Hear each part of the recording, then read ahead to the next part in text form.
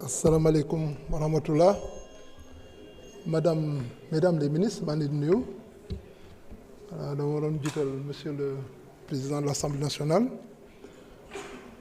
Une jeunesse abusée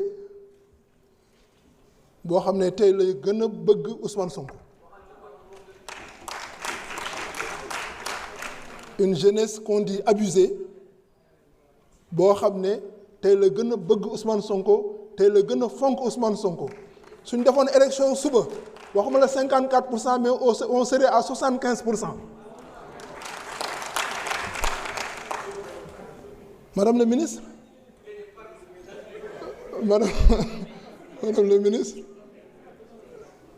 xam nga ñun ci dëkk bi lañ dëkk dëkkuñ ci ay Almadies ak yooyu nekk ci borom ñi nga xam ne ils sont pas en compte ay le réel ñun ci dëkk bi lañ dëkk. Ousmane Sonko, il est toujours populaire, il est plus que populaire qu'avant. Madame le ministre, naa lay féliciter pour CAN bi équipe nationale gagnée, bien que bëri na ay problèmes dul jeex foofu laa doon tàmbale voté woon nañ fi benn projet de convention avec le Maroc pour di transférer les condamnés des deux pays pour que ñu mën a purger seen peine dans leur pays d'origine. Li may njëkk a laaj mooy pourquoi cette convention n'est pas encore mise en œuvre pour pouvoir bénéficier aux Sénégalais qui sont encore toujours en détention dans les prisons du Maroc. Il paraît que les prisons du Maroc sont très difficiles.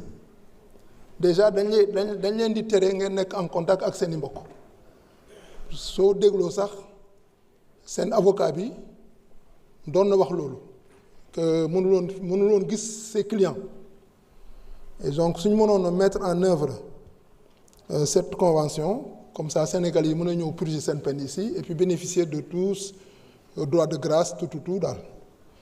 Beneen bi mooy concernant l'athlétisme. Il paraît qu'il y a beaucoup de problèmes au sein de l'athlétisme. Il paraît que même que le président de la fédération son mandat est terminé depuis mais qu'il est toujours là.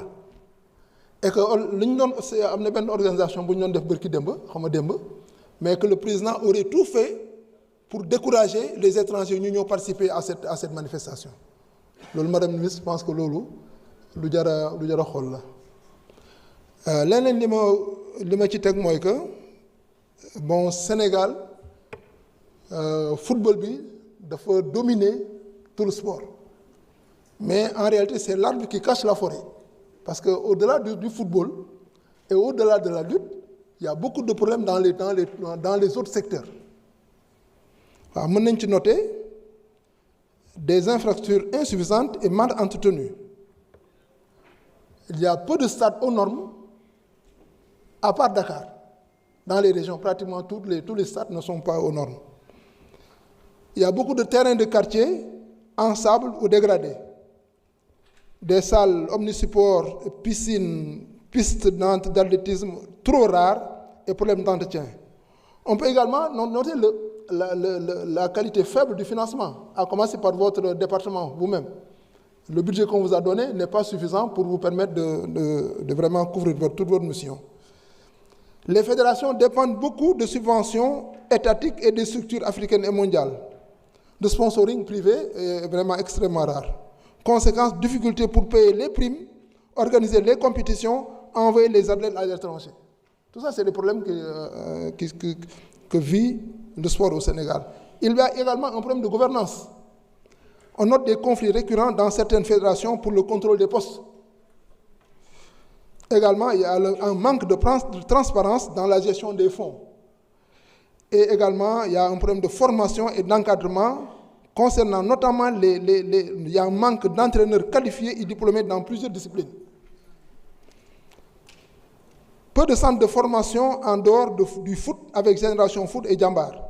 Médecine du sport et préparation physique encore peu développée.